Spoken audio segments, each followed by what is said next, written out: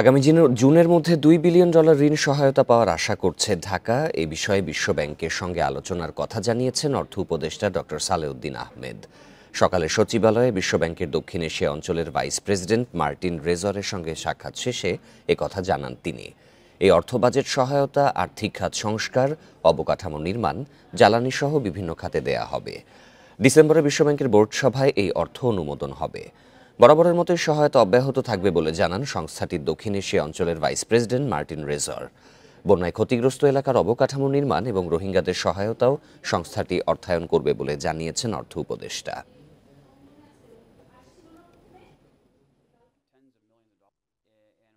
Post flood rehabilitation এটা নিয়ে কথা হয়েছে, রোহিঙ্গাদের সাপোর্ট এটা নিয়ে কথা হয়েছে। সব ব্যাপারই আমরা যেগুলো বলেছি proposal they are very positive এবং মোটামুটি কিন্তু কংক্রিট করে বলছে কি কি সহায়তা দেবে। এবং ওয়ার্ল্ড ব্যাংকের সাথে সাথে অন্যান্য ডোনারের ব্যাপারে বলেছে একসাথে কোঅর্ডিনেট করবে।